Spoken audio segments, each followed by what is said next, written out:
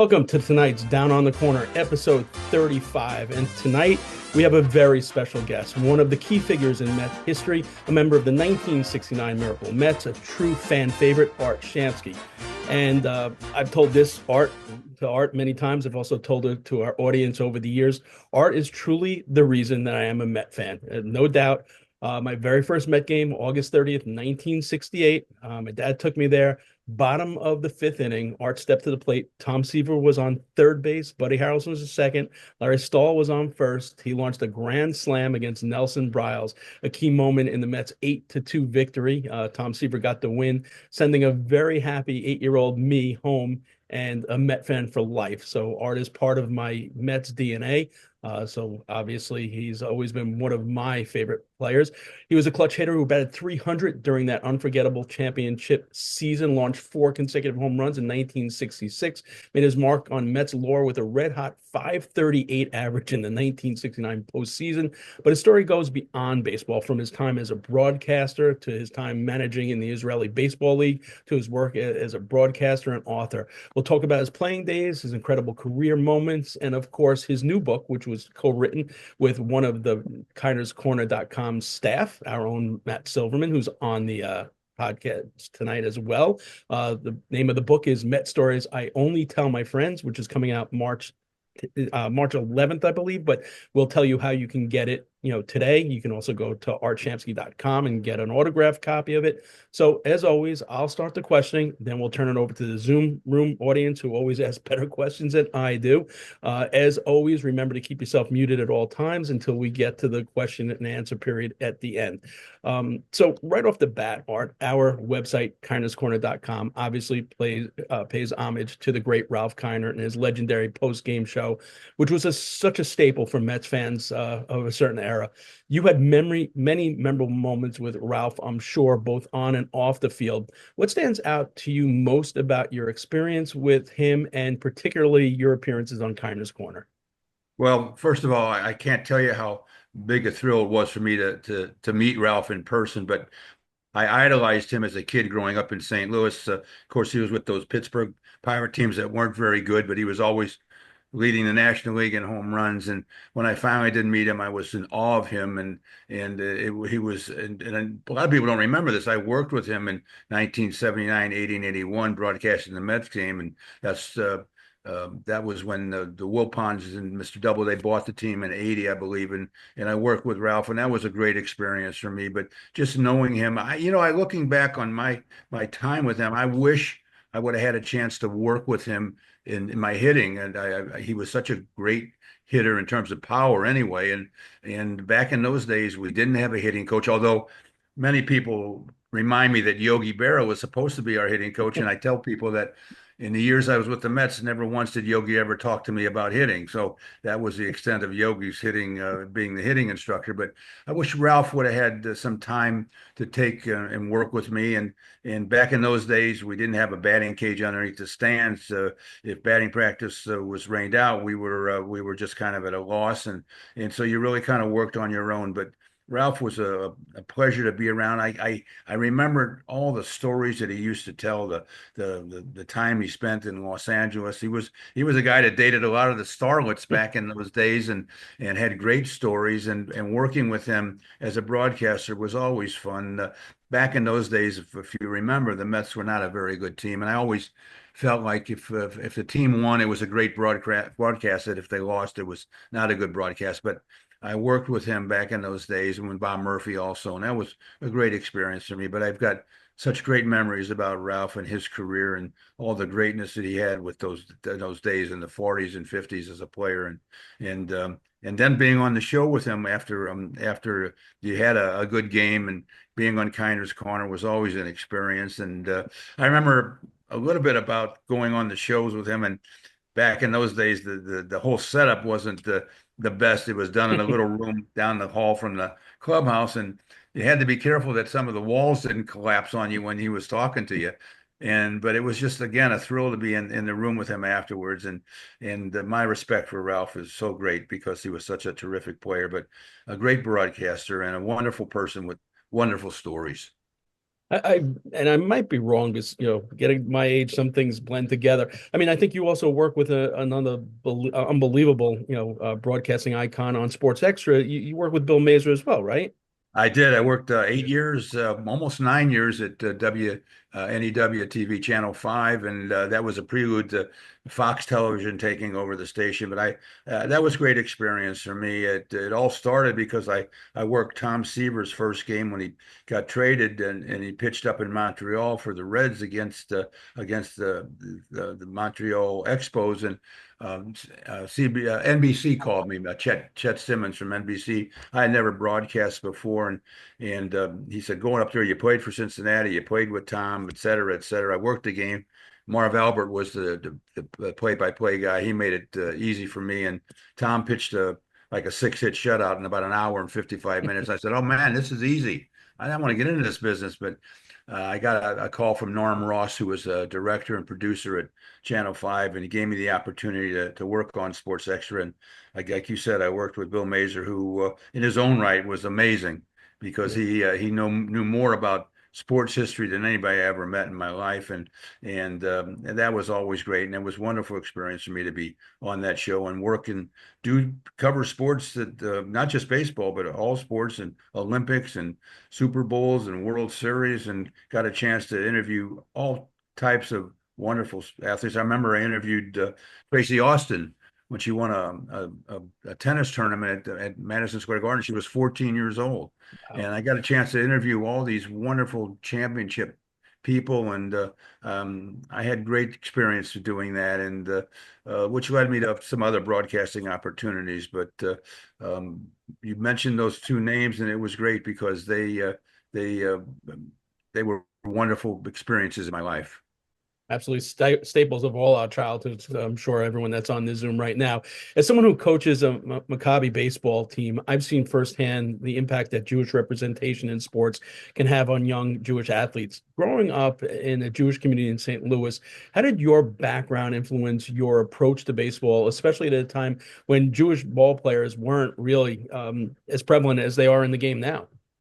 Well, I didn't really, it was a wonderful growing up life. My dad kind of, as soon as I could walk, took a ball and a bat and a glove and started soft tossing with me. That was religion was, was a factor in my life, but at that time, all I did was want to play baseball from the time I could walk. And I was a big St. Louis Cardinal fan. Stan Musial was my hero growing up, and my dad would just indoctrinated me. I ended up managing in Israel in 2007, and it was a wonderful experience for me. But and I always get that question: did you ever have any bad experiences playing? And I can honestly say that I didn't, and not in the minors or the big leagues. Back in those days, as you mentioned, there wasn't a lot of Jewish players playing professional baseball, in particular in the major leagues. And of course, the big name was Sandy Koufax, and everybody remembers him. But the guys before me might have had some problems, that within the minors, et cetera. But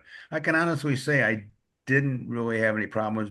I had good teammates who protected me. Not that there was anything to protect in the sense, but if there would have been, and that life growing up was wonderful. But baseball became my passion. Baseball became my life. And once I got away from home, I just concentrated on the game and loved the game. And then for me, doing the things I did in the big leagues, and I did take off for one of the Jewish holidays in 1969, and got a lot of people who over the years have told me, just come up to me and said thank you. They remember it.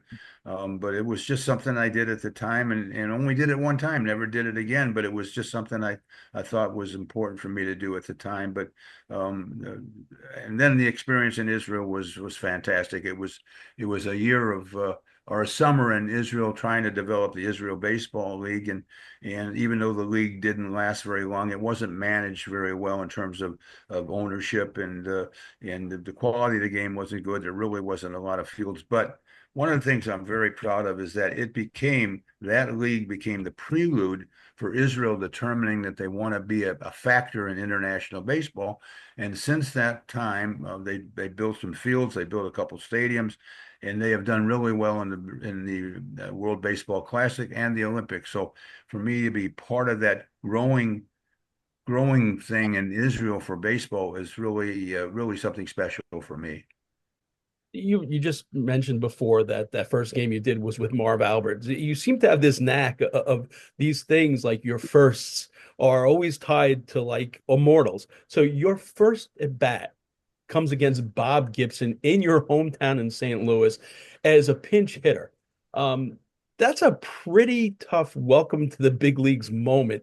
What's going through your head when you get that call to say, "All right, grab a bat, kid"? Well, if I tell you that I wasn't nervous, I would be lying. I mean, Bob Gibson was at that time, along with Koufax and Drysdale and a few other pitchers, Marichal and those guys, was the top of the game. And of course, he changed the game of baseball in 1968 when they lowered the mound. But yeah, I had to face off against Bob, and now he's pitching one of his great games that he pitches. He got stronger as the game went on. I forget what inning it was. I ended up taking a called third strike. I got froze a little bit because I was of the moment. I did hit a pinch hit home run off of him in my next at bat, so it came kind of evened out. But to be in St. Louis and I was disappointed in front of my folks and some of my friends that were there. But you know what?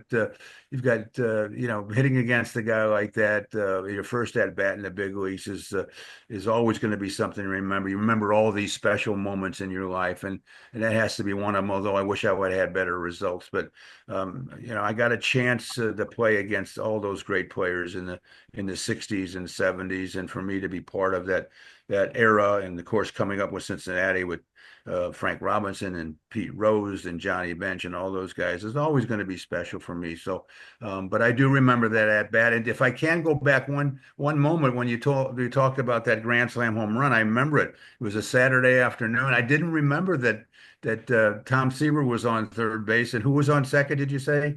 Buddy Harrelson and Larry Buddy was Stahl on was on second. first. Yeah. I don't remember the circumstances, but I do remember that at bat. It was the only grand slam home run I hit. But again, another big thrill for me. But I remember it was a Saturday afternoon. I hit it in the second deck over in right field above the bullpen there in right field. And it's those memories. You're right. I didn't remember who was on base, but I remember that home run off Nelson Browse. And thank you for saying that.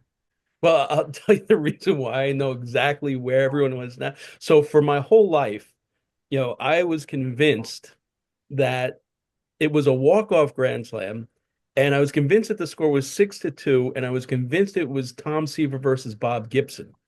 But when I started doing you always remember your first book, I dedicated it to you. But then when I went to Baseball Reference and saw it, I go, wait a minute, his grand slam was in the fifth inning, and the Mets were already winning 3-0. Like, and it was Nelson Bryles, not Bob Gibson. So your memory is like I built this up to this Tom Seaver epic battle that you had a walk off grand slam in the ninth, but it still was the grand slam was memorable because I also remember the multicolors on the side of the Shea Well, Stadium scoreboard. what's interesting about that, and Matt wrote about it really beautiful in Met Stories I only tell my friends, that there was a situation where when I was with Cincinnati and I batted against Tom Seaver, and he was pitching I think it was 7-0 shutout at Shea Stadium, and I was with the Reds and I hit a 3-run home run off of him. And as I tell people, it became a meaningless home run in a sense. Only it changes ERA from a shutout to giving up 3 runs. But when I got over to the Mets the next spring, I was going around saying hello to people I didn't even know, just introducing myself. And I came up to Tom and I said, "Tom, it's Art." And he said, before I could even say my full name, he said, I know who you are. I remember that June game and this and that." And he said, "We'll talk about it now, but I don't think we'll ever talk about it again." So we never did. But it's interesting. You remember these moments against these great pitchers. I can't tell you how much I think back to that era when I played against and with those great players, and it's how I balance off in my life when people say to me, "Don't you wish you were playing now and making all the money?" I mean, yeah, of course I do. It's a different world right now, but I played with and against these great players who I think collectively were the greatest players in the history of the game from 63 to 72. And people might argue that, but I mean, Mays, Aaron, Clemente, Stargell, McCovey, you go down the list of the whole National League and all those great pitchers. So I was very lucky to be part of that era, and so I remember those special moments, that the balls that I get I remember I hit a home run off Marichal one time, but then people remind me about my first game against him when I struck out 3 times because I couldn't see the ball in that horrible ballpark on Candlestick Park, and so I like to balance off the good with a little bit of the bad because it makes the good a little bit better.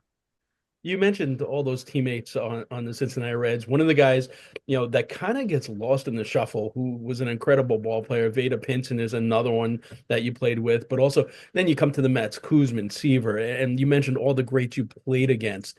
Looking back at that era, which was the one guy that every time you either played with or against, you just look back and said, "This is the greatest player I've ever taken the field with"? Well, I think it has to be Mays, and I do believe Mays, if he wasn't playing in that, I think it was a horrible ballpark, Candlestick Park, a lovely city, great city, but just a ballpark that kind of for him was difficult. It helped McCovey, but McCovey didn't need any help.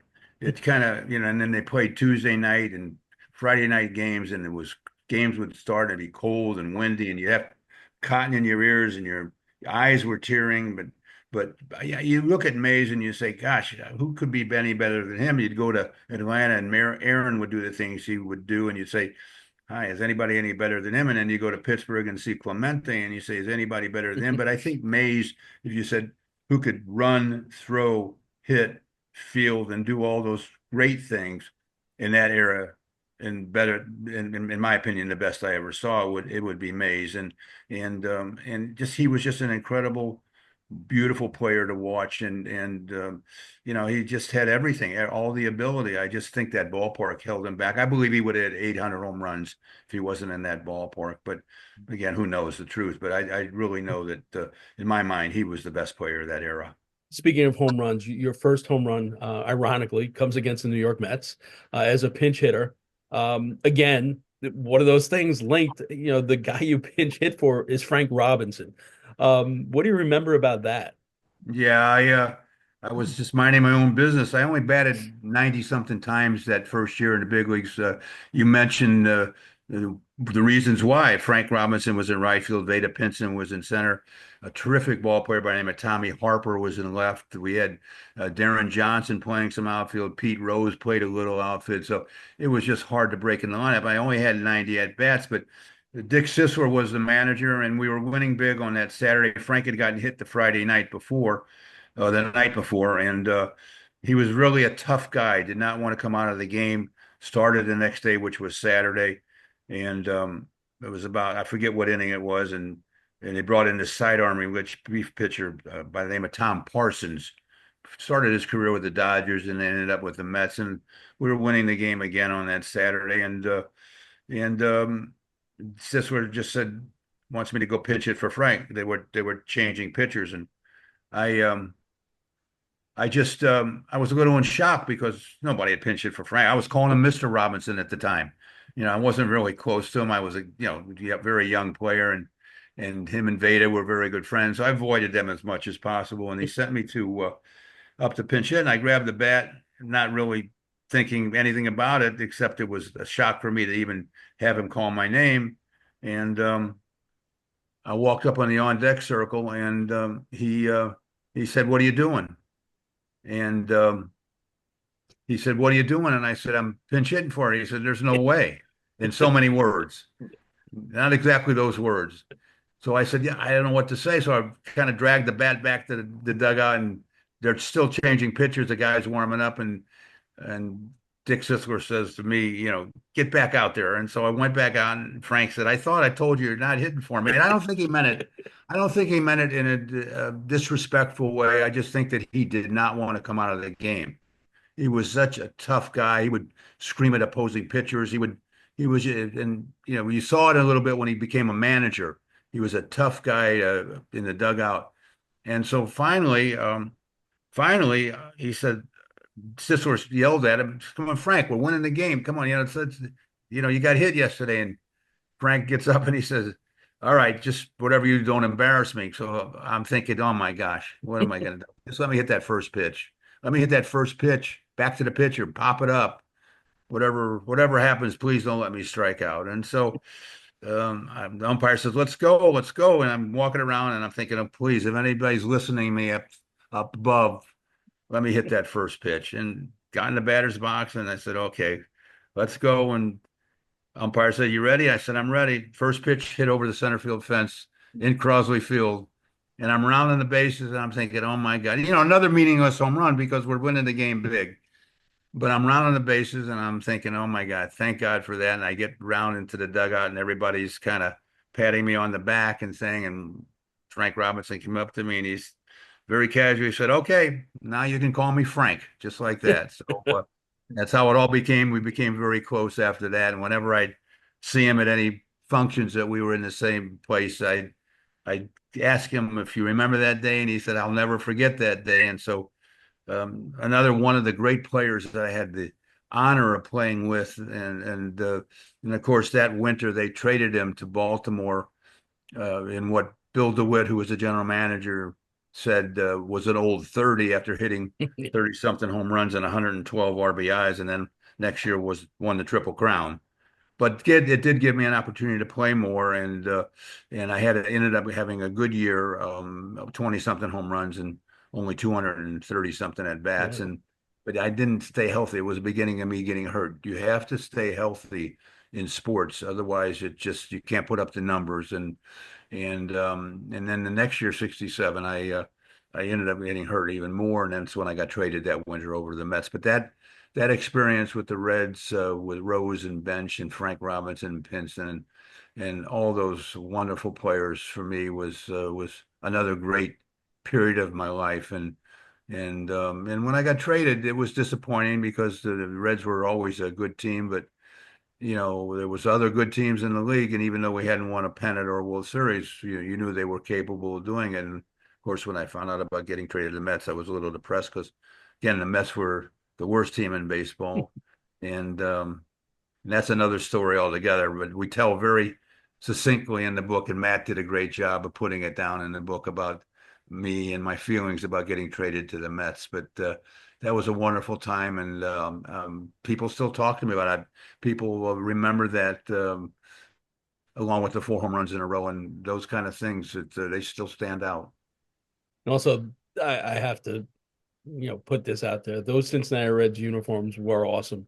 The vest and the name underneath the number, if I remember correctly, one year it was like those were awesome. The big numbers on the back. I love those jerseys, especially when Ted Kluszewski would wear them and his arms would But be yeah, like what Big Clue had those arms. When I put it on, I had the skinny 160 pounder. So I never would go next to Ted Kluszewski when he was around in spring training because I didn't want him to make me look bad. So I would avoid him as much as possible. But they were great uniforms, and you're right about the names and everything. And wonderful times in my years at Cincinnati. So having just come back from covering Mets spring training, I saw firsthand how tight knit the Mets locker room is, and that's really a tribute to how well the leadership of Carlos Mendoza and his coaching staff. You've spoken at length about the harmony of the 68 and 69 Mets. How did Gil Hodges help, and Rube Walker, and Joe Pignatano, Eddie Yost cultivate that harmony in that locker room, and which players were the key leaders in that locker room? Well, so it's a great question. When I got over to the Mets the spring of 1968, again, they were the subsequent years before, they were always losing almost 100 games every year.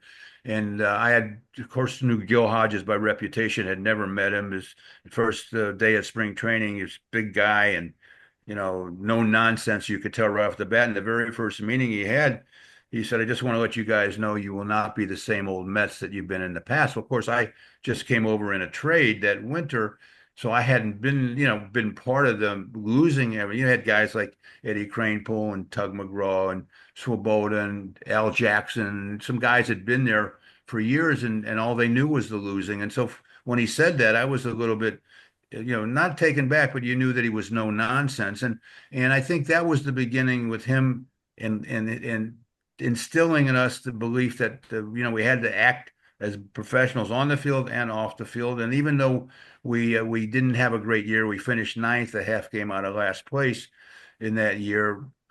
We could see the beginnings of a team that had really good young pitchers, pretty good defense up the middle, and some timely hitting.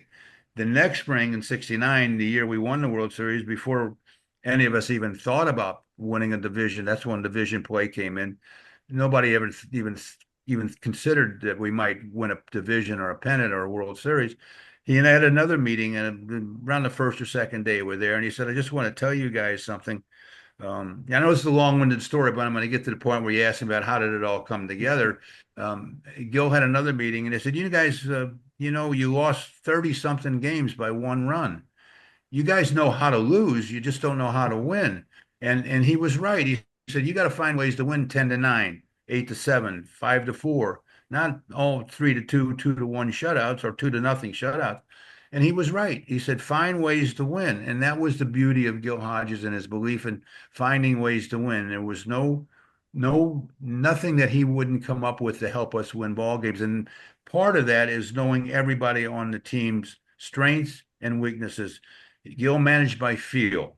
He didn't need sabermetrics. He didn't need printouts. He knew the players on his team, and that was the strength of his managing. And he was always an inning or two ahead, and so he got the best and most out of everybody because he was able to do that. And it was little things that made us become really a good team. And we weren't a good team all the way until to the summertime. We were just still struggling along, finding ways to win, finding ways to lose. But it all came together the end of July, beginning of August. We were still 9 games behind the Cubs, the beginning of August. And all of a sudden, something clipped. It was the big part of it was the deal for Don Clendenin to come over, right-handed power. And Don was a guy in the locker room that shook things up. He was a guy that would scream at you across the locker room. If you had a bad game the day before, struck out or made an error or something, nobody would say anything. But the next day, guys like Clendenin would never let you forget. And then you had guys like Ed Charles, who was just the opposite, and they were roommates, who would come over to you after Clendenin tried to get all over you and put his arm around you and say, "Hey, don't listen to him.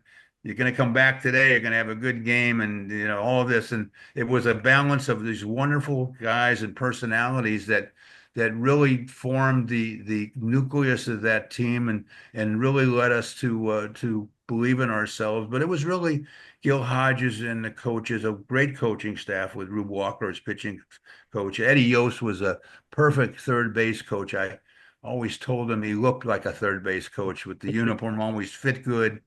And he was a great teacher of the game, especially with the infielders. And Yogi was Yogi. Yogi was a guy that would loosen things up, and you'd ask him a question, you'd get some answer that you didn't even know what it meant, but that was the beauty of Yogi and his Yogiisms. And you had Joe Pignatano down in the bullpen handling his guys, and his guys he protected those guys down in the bullpen, which was a crazy bunch of guys with Ron Taylor, Cardwell, Jack DeLauro, and of course Tug McGraw was down there, and that was his guys. And so you had this combination of a great coaching staff, and then all of a sudden guys having really good years. But I think the addition of Clendenin became really the catalyst for us starting to play really great baseball. And then of course you had two guys in the outfield that really had great years, and that's Cleon Jones, who hit 340 that year, and Tommy Agee, coming back from that really bad year he had in '68 when he got hit the first day in spring training when Bob Gibson hit it in the head, and he never seemed to recover from that. And Tommy came back and led the team, I think, with 26 home runs, leading off and playing incredible center field play. And so it was a combination. I don't think there was any one person that really changed the outlook of the team, but I have to give Gil credit because Gil was the glue that really put it together, and his the respect that everybody had for him. This is an interesting thing. We talk about this in the book, and that he platooned in 5 positions, and in many ways it hurt our careers. I tell people this, and they shake their head and they say, "Well, Really, it really hurt our careers because sometimes you get labeled as a player. You don't play, every day or for whatever reason. And it was very difficult for guys like myself and Swoboda and Kranepool and Clendenin and Boswell and Weiss and then Garrett and Ed Charles, because you get in grooves and all of a sudden you're not playing the next day. And I think in some ways it did hurt us, but we believed in it and it was working. And he got the most out of everybody, including us in right field. We're together. We had a great year. Yeah. And Clendenin went on to be the MVP of the World Series, and Swoboda had ended up having a really terrific World Series, and we just it just came together. I do believe if Gil would have lived longer, there would have been more championships for the Mets in those years. And one of the reasons we didn't repeat is the National League back then was very difficult, and guys just did not have the great years they had in '69. But we were capable with pitching and defense to stay in contention. And the reality of it was there was a lot of good teams in baseball, particularly in the National League East and the National League West back then. And so it was very difficult to repeat. But I don't know if that answered the question, but I do believe Gil was the catalyst to lead us all through that. I've gotten all your books, and the way you write about 69 is incredible. And, you know, you kind of go back, and I remember Tom Seaver talking about this at one of the bat dinners, when he had the media availability. And I'm just wondering, with everything that was going on in the world, that Met team brought a lot of hope to people at a time where things weren't that great in the country. And, there was also differences in generational, the way people thought about things. But the older generation would look at that Met team where you had guys that were missing good portions of the season for military duty. And, so I'm just wondering, the legacy of that 1969 Mets, how much is what was going on in the world, part of that legacy and what the Mets meant to people living through that time, that it still resonates with so many people, including all of us on this Zoom call, including, popular culture. I mean, there's a dog on a sitcom named after you. I mean, that tells you how deep that team, resonated with. Great question. My first book, The Magnificent Seasons, really Yeah. is a book about history. And when we had this reunion show in the '90s, I realized how important this team was. So I knew there was a book there, and it turned out that the Jets won, of course, on January 12th. We won October 16th, and I think the Knicks won May 8th, if I'm not mistaken. And all of us, the key to that whole thing was that none of us had ever won before. A lot of people don't remember that. Nobody had ever won before. And so I wanted to write about it, but there was no good news, as you mentioned. And I spent hours upon hours at the New York Public Library looking for timeline events that year, and there was no good news. There was nothing but bad news. And what we did collectively, the three teams, is we made people feel better about things in their life, because it was tough times. The war in Vietnam was tearing the country and the city up. The city of New York was going under financially, morally, spiritually, socially, every which way. And the Jets started with that win in January, and then we of course shocked the world because nobody thought we would even come close to winning. And it was very, very difficult time for many people. But I still have people coming up, particular Vietnam veterans, who tell me, just say thank you. They say thank you for just making them feel better about being in the worst place in the world. But there was just no good news. And I think what we did collectively, the trifecta of teams that won that year in New York, really made people feel a little bit better about their lives. And I'm very thankful for that. And I don't know if you'll ever see that again, because for whatever reason, but it turned out to be this incredible period of sports in New York City. And just use it as an example, I think the Knicks won on May 8th, 1970. I think 2 or 3 days right before they won, they had the shootings at Kent State. And our National Guard shot and killed 5 students at Kent State University and wounded 9. And that's what was going on in the country. And so all of us made people feel a little bit better. And it turns out every team, those three teams had this cast of characters. Of course, the Jets with Namath, and he was bigger than life back then. and us with whatever we did. And then the Knicks had their own cast of characters with Walt Frazier and Willis Reed and DeBuscher and Dick Barnett and who else was on there? The senator, what's his name? Bill Bradley. Bill Bradley. Bill Bradley. And so we all had this wonderful help in making people feel better about it. But there was no good news at the time, and I think we just kind of made people feel better, and all of us were led by strong leaders. Weeb Ewbank with the Jets, and of course we had Gil, and the Knicks had Red Holzman. All of them, all the real good, strong character people, and taught their own way of coaching, but really were inspirational in all of us in those three teams. And I'm still friends with them. Namath, I have wonderful times with him over the years in New York, and Frazier and I go back, and we reminisce a lot about those years. And I'm just thankful we were part of it as a team, because I think when people talk about those three teams, it's all special based on what you said about the times and what was going on. But there was no good news at the time. It was just awful news coming out of the world, particularly in New York. Well, not in New York, but all over the country and in the world. So your latest book, Met Stories I Only Tell My Friends, it's unique, but the inspiration I think is even more unique because it comes from two different sources. One is the legendary former Yankee PR man, a good friend of the show, Marty Appel, and the other is Dwight David Eisenhower.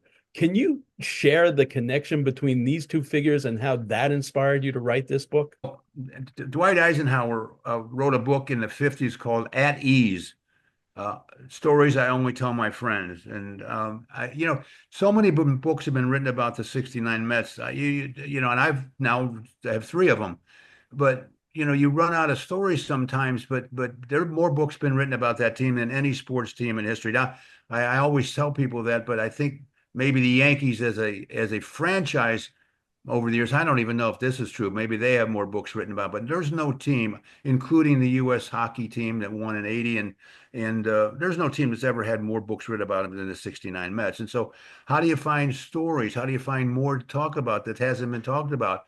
And I heard about this Eisenhower book, and I said, well, let me talk about, maybe there's stuff that I did as a player that people might be interested. Maybe we can expand on it a little bit. Maybe there's stories that have been printed, and you can expand on it a little bit.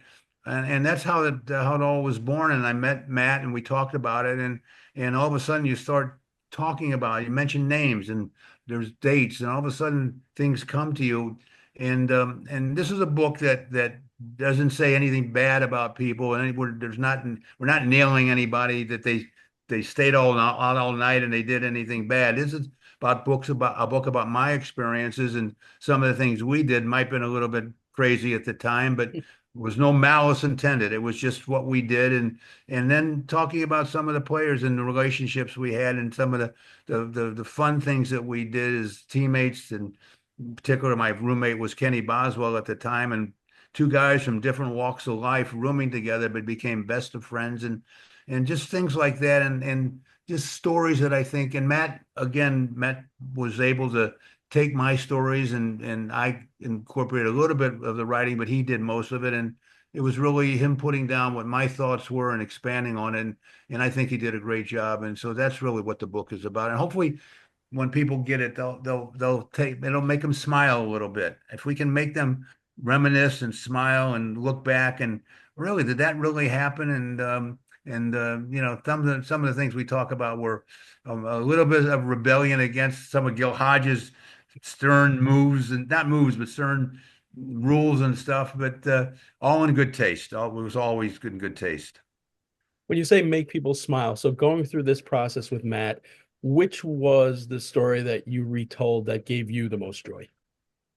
Oh gosh, so many. Well, I've told the Frank Robinson story so many times, and I think the one that really we expanded on was when I got traded to the Mets, and my reaction and dealing with the general manager of the Reds, who called me because I had just come off some surgery, one of the first of many surgeries I've had over the years. Again, I mentioned earlier, you got to stay healthy, and I did not. The 1967 turned out to be a really tough year for me. I went from 20 something home runs to 2 or 3, and it was a bad time for me. But I without going into total detail about it, I talked to Matt about it, and we expanded on it a little bit because I got the call from the general manager of the Reds, whose name was Bob Housem. It doesn't mean anything. That probably nobody will ever heard the name.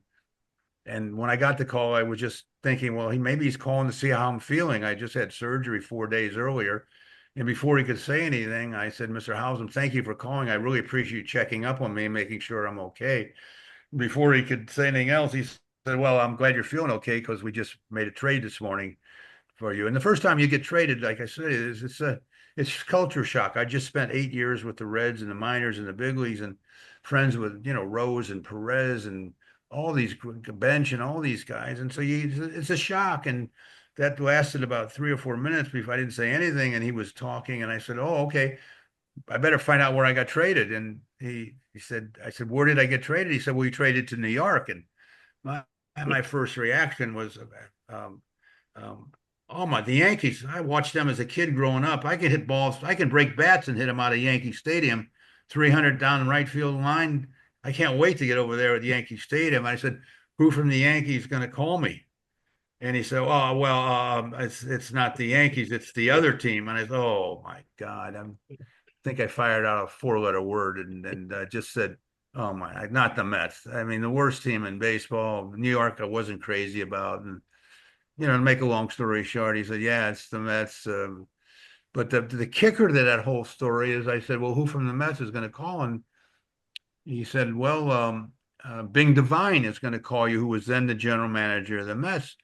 Well, I knew Bing Devine as a kid growing up in St. Louis because as a Cardinal fan, I used to try to sneak into little tryout camps. I was 14 years old, and they always caught me and they send me home. And he always say, "Come back in a couple of years," but I knew him, and when he called me, he made me feel a lot better. He just said, "We've been trying to get some left-hand power. I know you've been hurt. You're coming off an injury.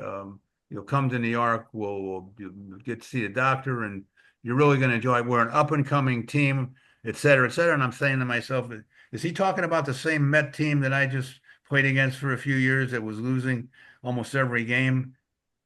But I didn't say that to him, but he said, "Yeah, we're up and coming team." And we hung up and I felt a lot better. I told him, "You made me feel a lot better, Mr. Devine. Thank you so much." And wasn't 2 days later, I pick up a New York, not New York, St. Louis paper. I was in St. Louis at the time, and I read where Bing Devine left the Mets and came back to the Cardinals as general manager. So I was his last trade after telling me how great it was in New York.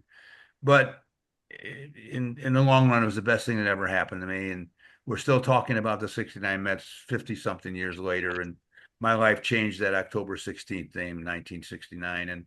And I can't tell you how thankful I am for being part of that team.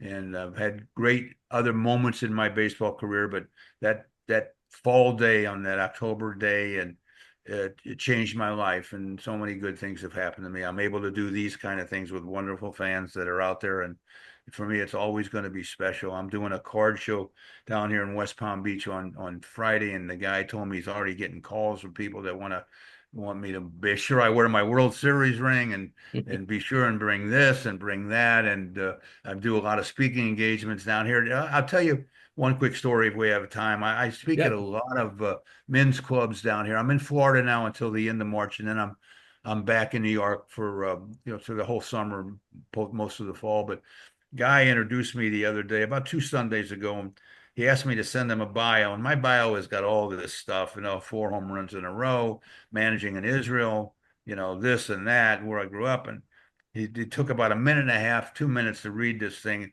and I'm looking out at this audience, mostly men and mostly from New York, and they're paying attention. So he introduced me. I got up on the podium, and I said, "You know what?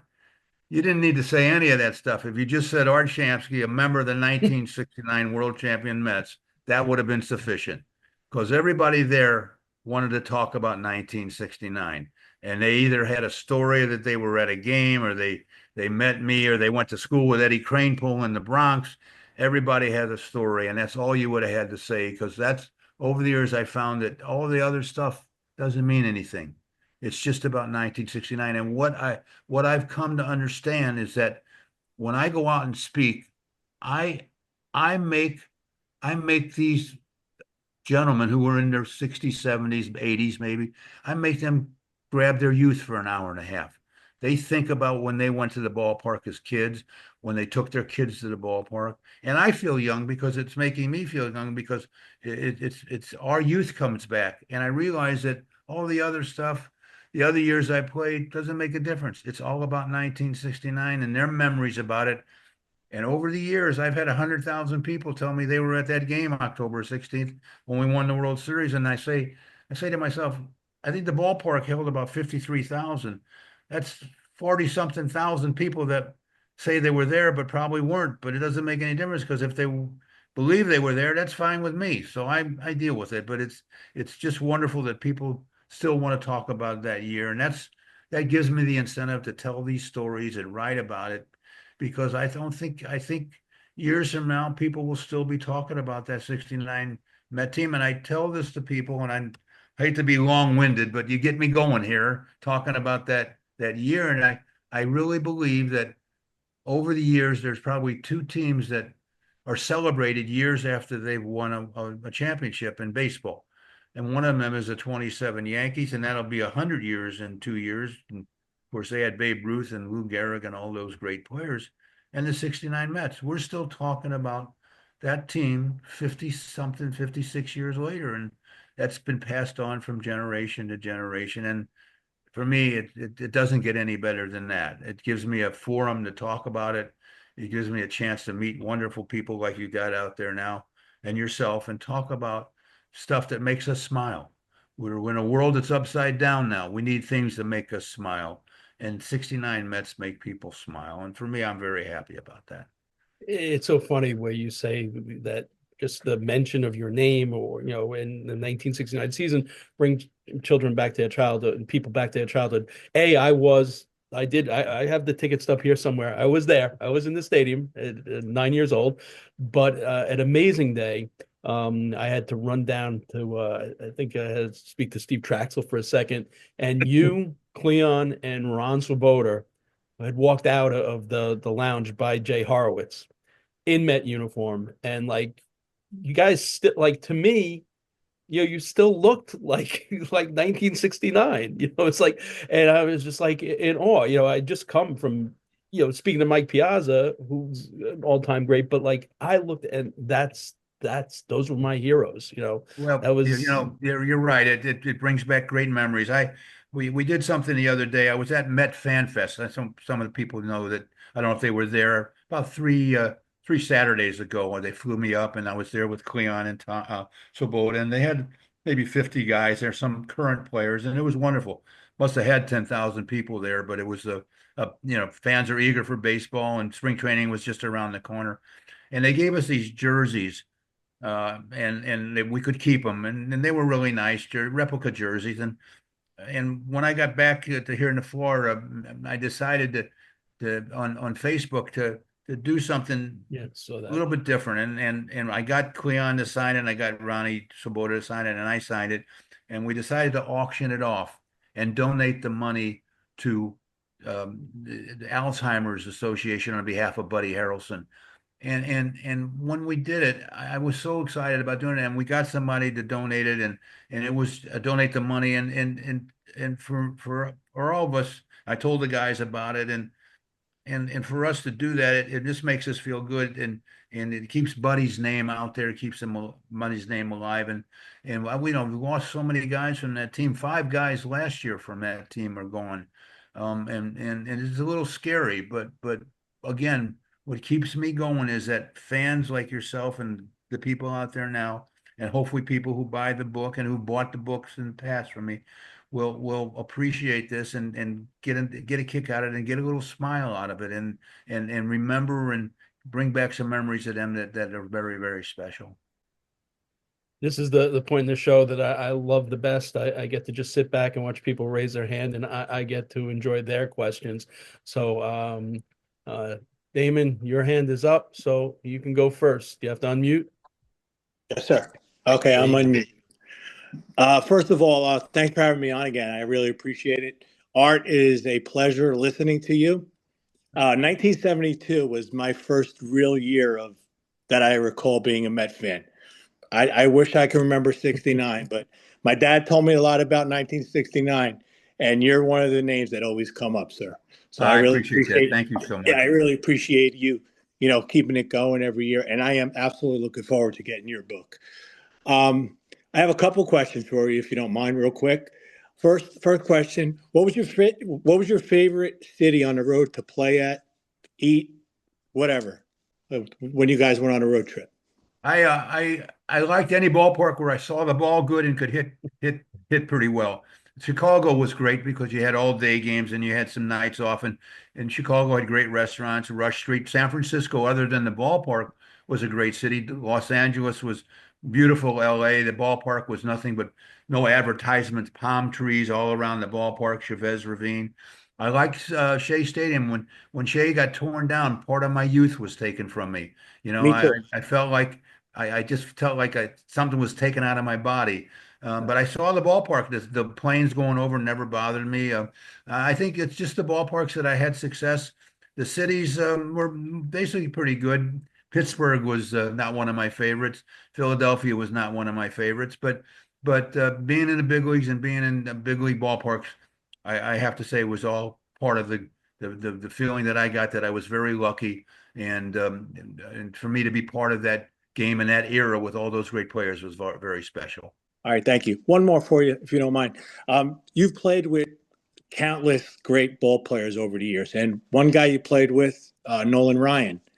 Did he did he leave the same? Did he get traded the same year that you left too?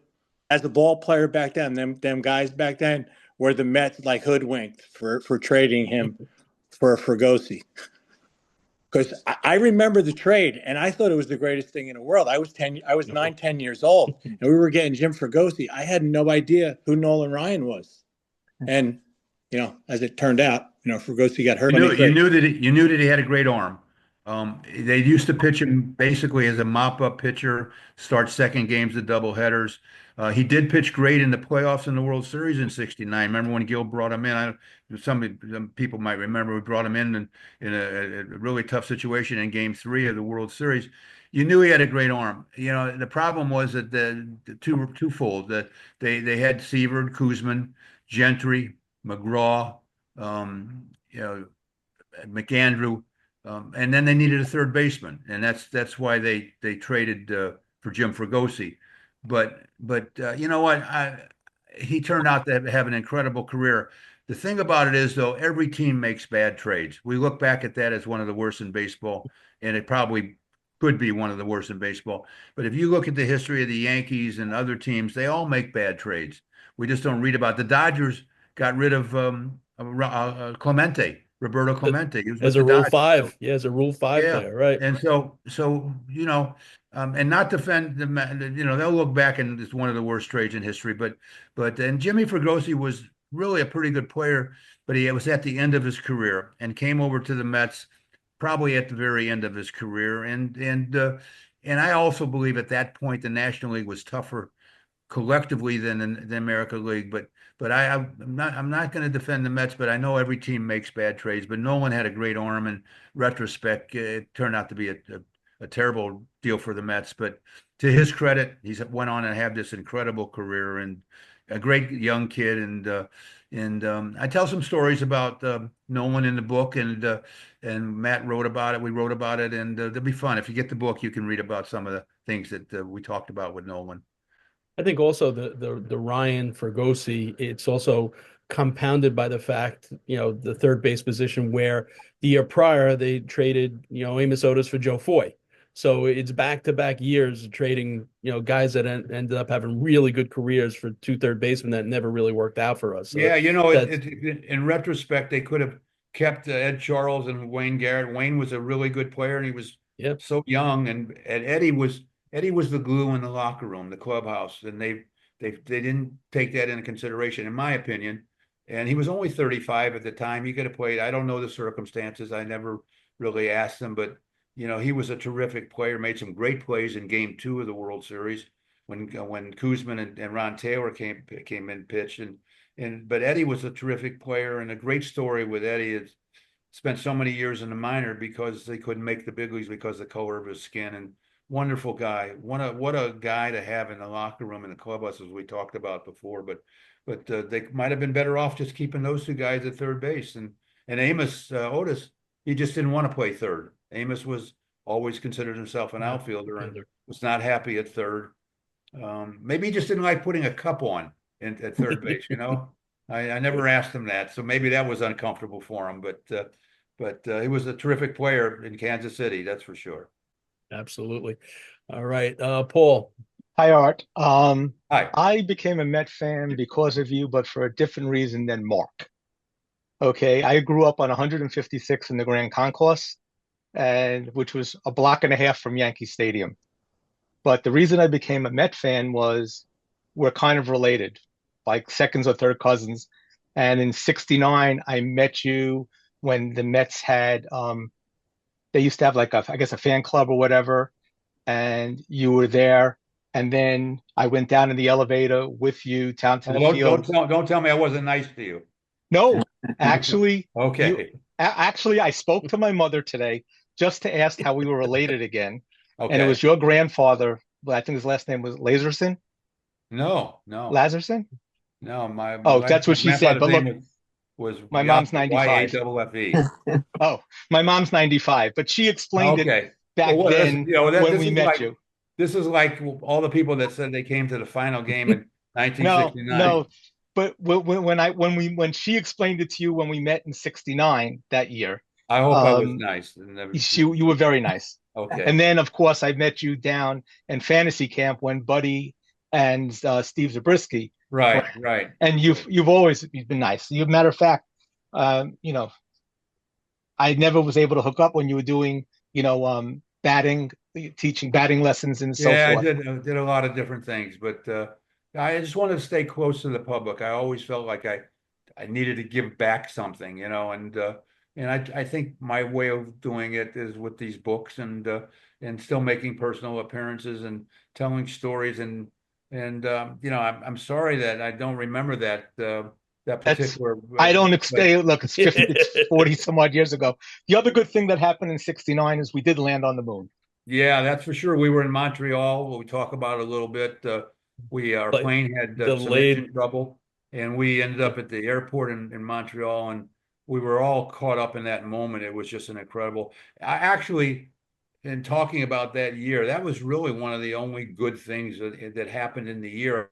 Right? I mentioned before that I just couldn't find any good news in that first book, The Magnificent Seasons. I remember there was a game that Knicks won, I believe it was, it was the Knicks was in their season, and I was looking for some tidbit of information I could put as a little line at the bottom of the page and something that like a timeline event. And the only thing I found was that the Defense Department announced the 50,000th death in Vietnam. Of our military, and that was what was happening. And so again, we were all I got caught up with the Jets winning, and then of course West winning, and then when the Knicks won, it was just for me to be talking about it, just a thrill to be part of that.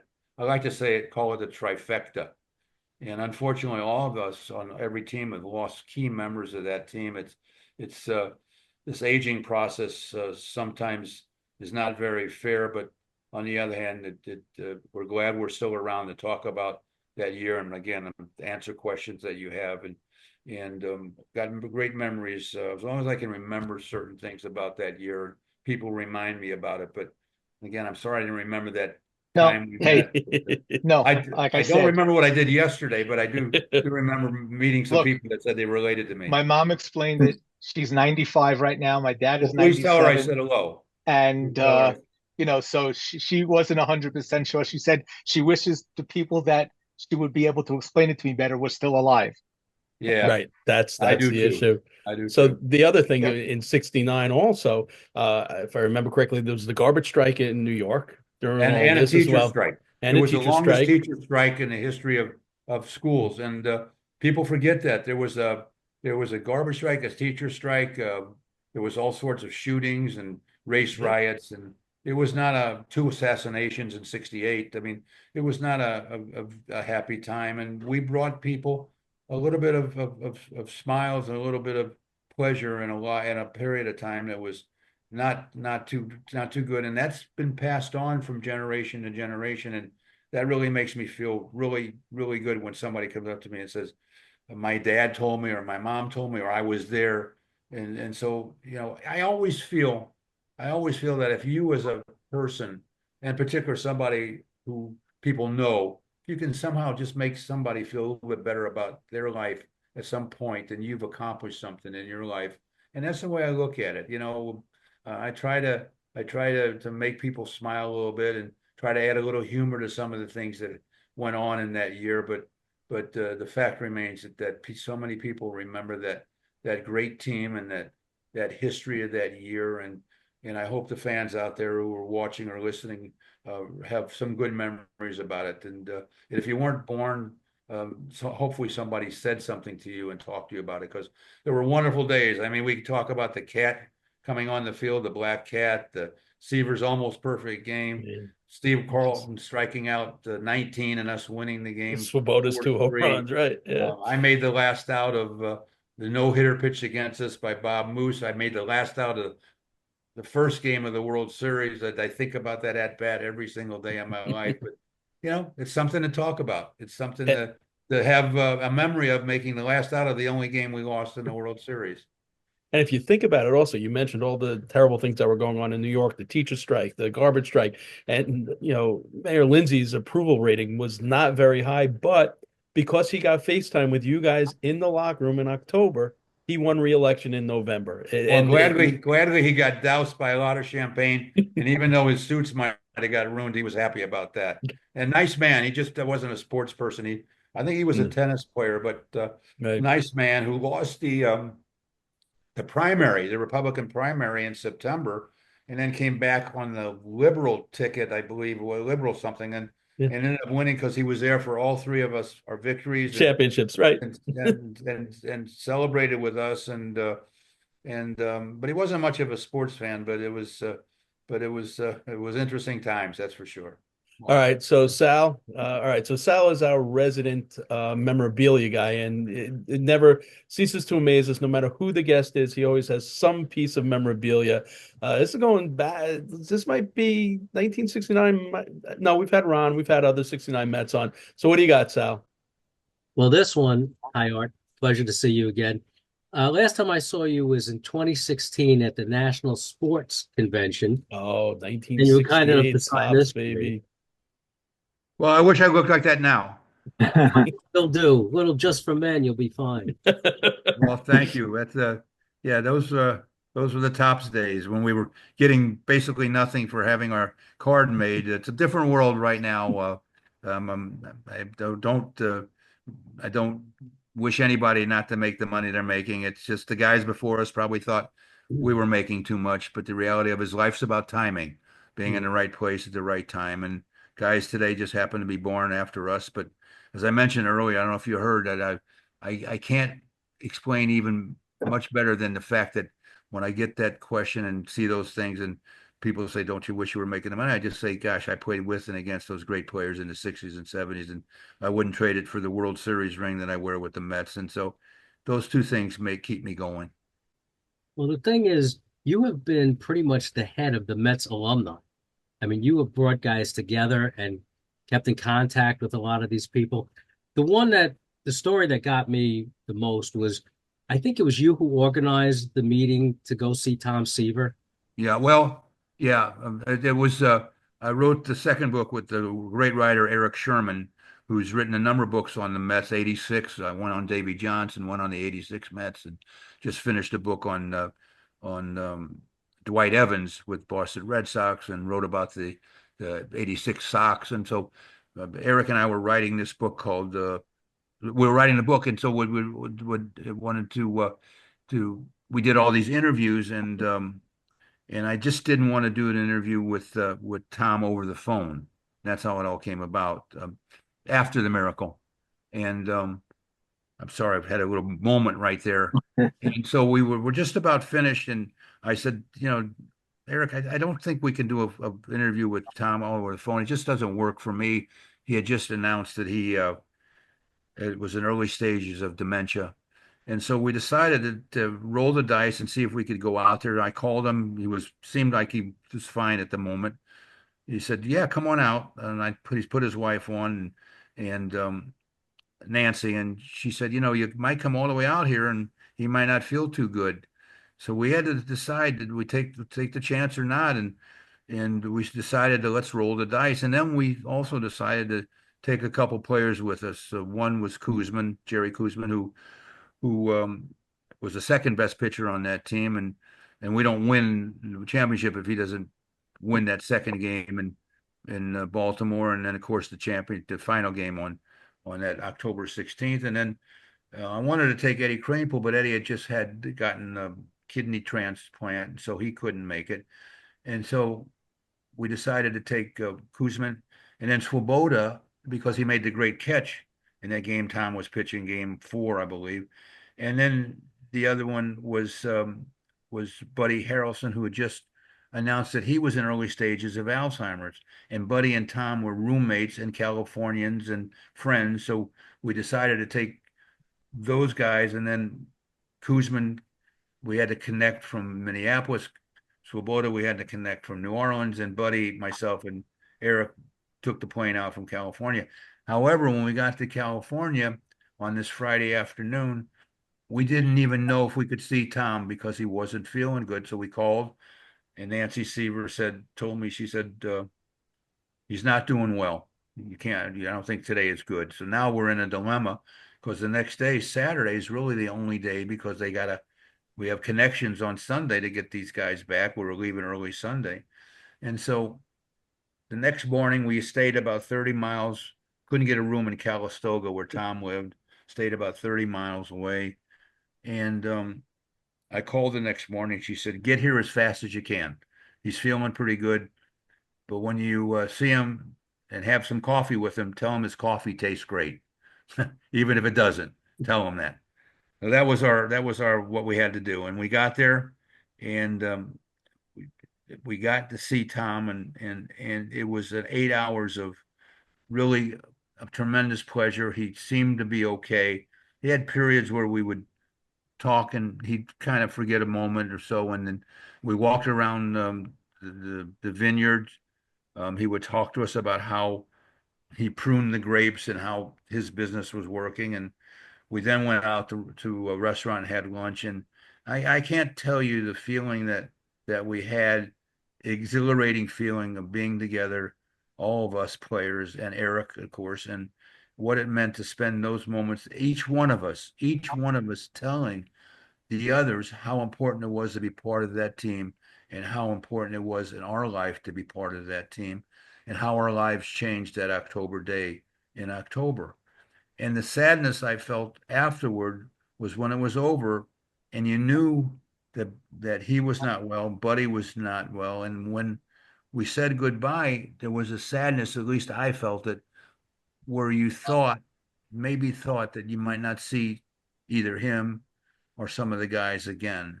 And I was right. A few months later, he was gone.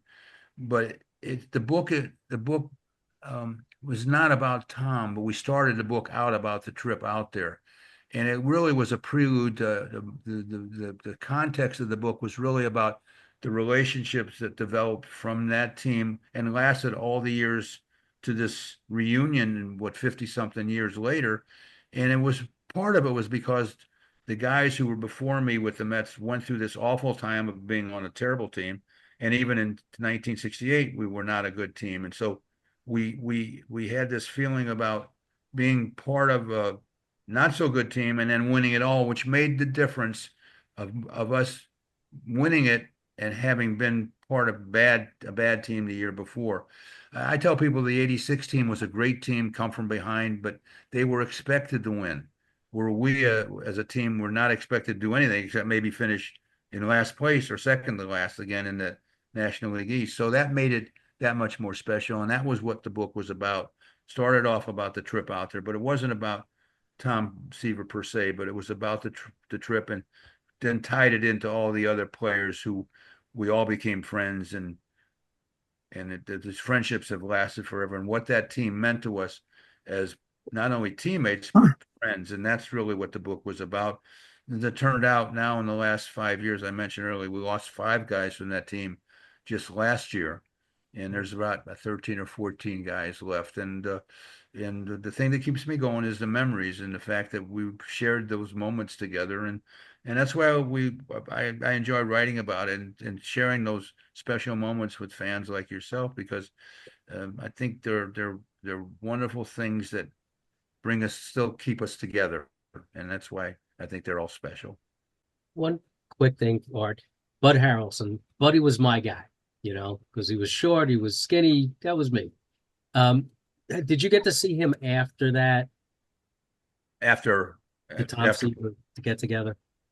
Oh, I saw him over the years. I'm a New Yorker. I live in New York. I'm down in Florida now, but I'm in New York. We've done so many things together, personal appearances, um, speaking engagements, charity events. Eddie Kranepool and I must have done, 1,000 events together. We were all locked in together. And Buddy was right there. Buddy was just a tremendous teammate. I never saw him. I don't remember him making an error. I'm sure he did. He was the glue in that infield. Grody was a great catcher, and Boswell Weiss and then Agee in center field. But Buddy was a terrific teammate, a rah-rah kind of guy. Did anything to help the team.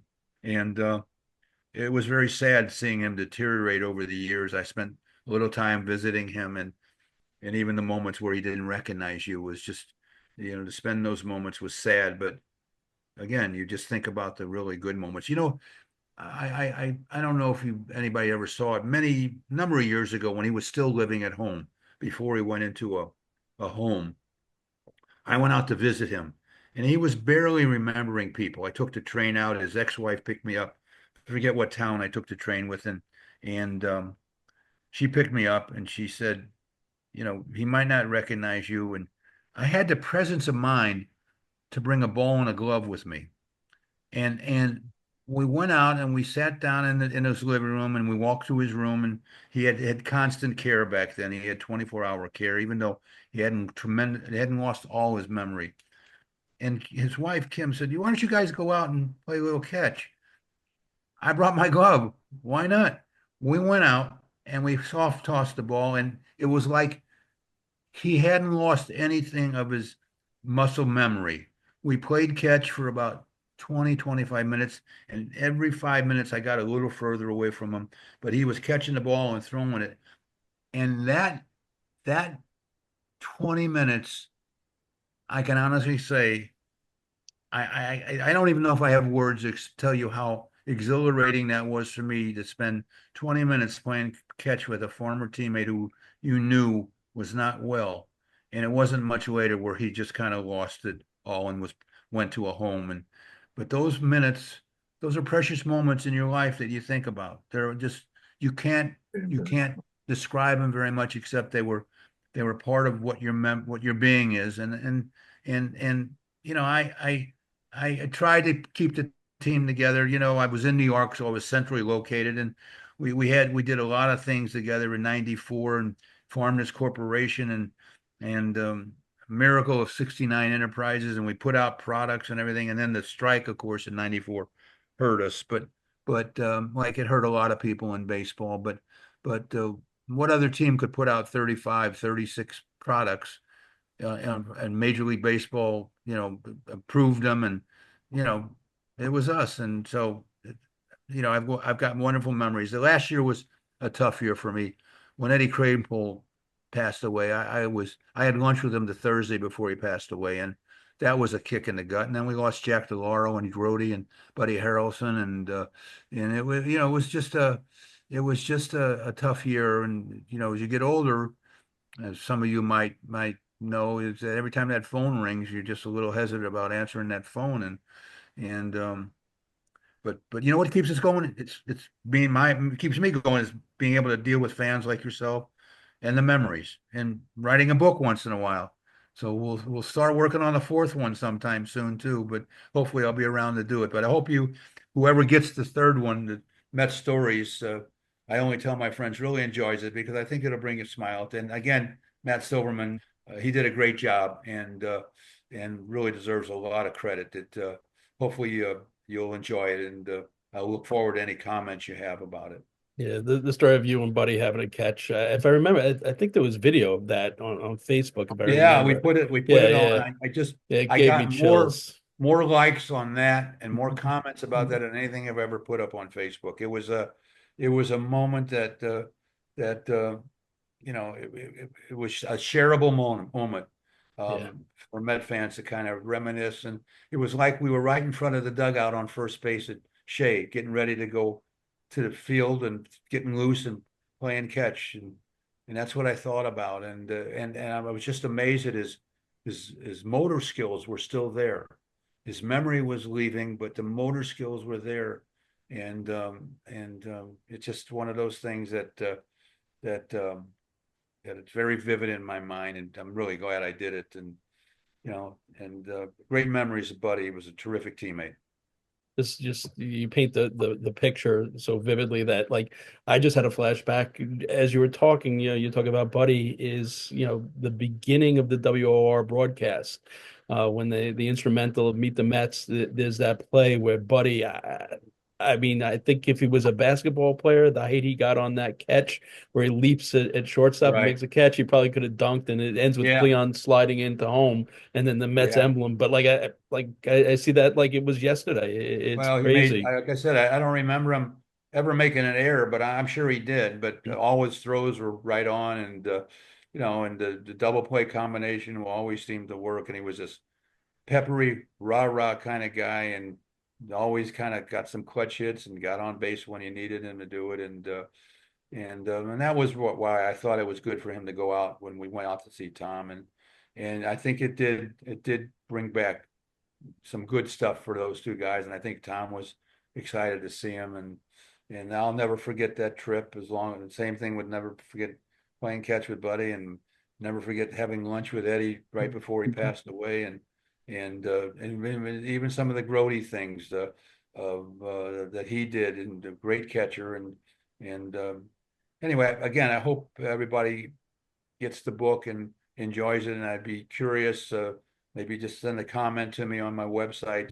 Is it Mike Wallach? Actually, he was the one that tried his mute button's not working, so he actually put in the chat. He says the connection to 1969 is that he was 12 years old, and Mr. Shamsky and Mr. Swoboda were my favorites, along with Jerry Grody. He said he's got connections because he's Jewish. Ron Swoboda lived down the street from him on Parsons Boulevard.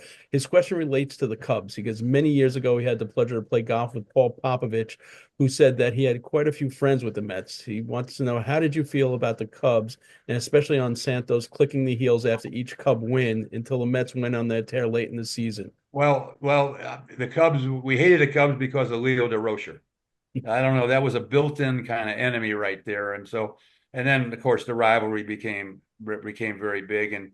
And when Santo was clicking his heels, I thought it was not the right thing to do. He claimed that it was only at home victories in Wrigley Field. I don't remember that being the case. And he said that he was really kind of egged on by Leo DeRocher. Well, we beat the Cubs in those series towards the end and really overtook them. I think we were also grateful that we had done that as a team, but also because it was Leo who we had overcome. And I don't think it was anything to do with the players. Over the years, I've become very good friends with Fergie Jenkins. Ernie Banks was a great guy. Billy Williams was a terrific guy. Beckert and Kessinger and Randy Hundley. I mean, all those guys. Over the years, you end up doing things with these guys and sharing things. In fact, Randy Hundley was the original guy who developed the Fantasy camp. Yeah, the dream camps, and really never made the money he should have. He should have incorporated it in somehow and figured out a way to make some money. But he was the first one to do it with the Cubs, and I think it was all our rivalry was really based on the Leo DeRocher and our angst against him. But I just really enjoy talking to everybody. It's just maybe we can do this again once the book comes out. Absolutely. Maybe be nice to get some comments and stuff, and we'll set it up. And if the guys and ladies don't mind, they can tolerate me one more time, we'll do it again. I'm holding you to it, Art. Is no question. I mean, I've had you on my radio show many times. Always a pleasure. I appreciate you giving us. Well, everybody asked great questions.